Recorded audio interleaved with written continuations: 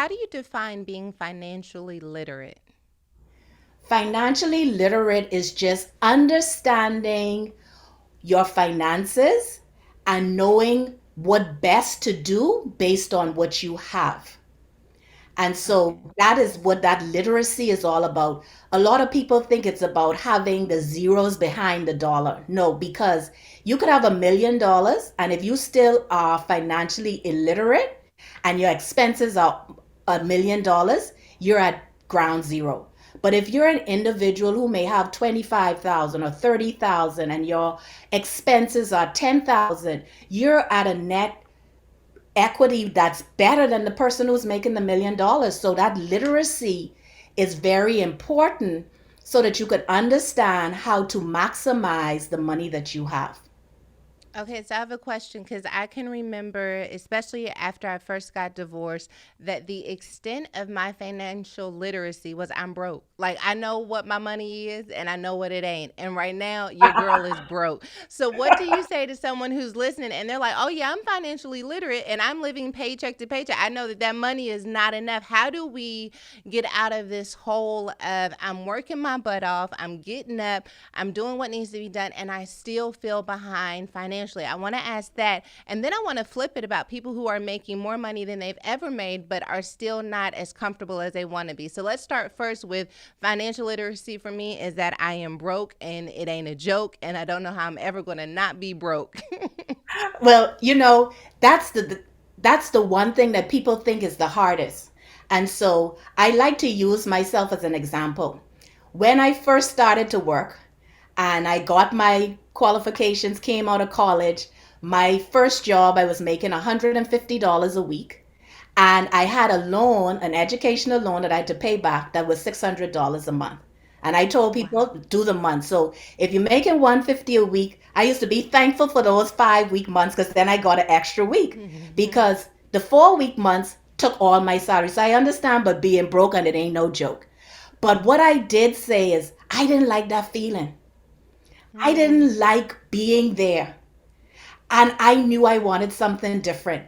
What you have to understand is start with small steps. We want to do grand things and see big dollars in our account to say we're doing something.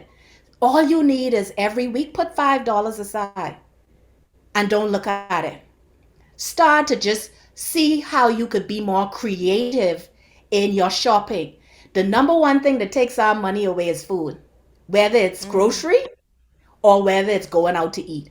So start to look at ways that you could also re be creative about it. So whatever's on special, that's what you're eating for the week. So if chicken on special, you eating chicken. If ground beef on special, you eating spaghetti. You have to now just be more focused and intentional about how could I put those coins aside, those pennies aside, and stack it instead of Hmm. looking for these grand gestures of I need to put $100 or I need to put $1,000 on a saving account. So if you broke, still write everything down. Everything you spend your money on, the first thing you should do for 3 months is track every penny you spent. Now, a lot of people think they know what they spent because they look at their bank account and there's no money there. But you're just doing things out of just automatically just doing it. But if you write down every single penny you spend, even if it's a stick of gum, do that for 3 months. And then when you do it for 3 months, look back at what you did. Now, you're not trying to fix anything in this 3 months. Just look back at the end of 3 months, and then you're going to be able to say, oh, wow, $100 I was spending on snacks that I don't need. And then you look at something else and you see, oh, wow, I went into Target for two things and I ended up coming out with 100 things. Yikes. Because what we do is we train ourselves to think that everything is a need.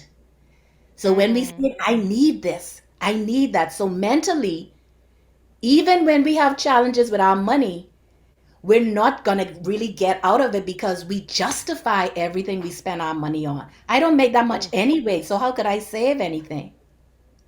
I don't like what you're saying. It feels a little rude and personal. I don't When you say we train ourselves, no, no, it's not like a need, but it's like I bought this dress. I already have the dress and the shoes are just $35. Like, and the shoes and the dress, and then I'll actually use the dress because right now I'm wasting the dress. So I really need the shoes so I don't waste the dress. You telling me that that's not the math ain't mathin' is what you're telling me. The math, the math ain't math.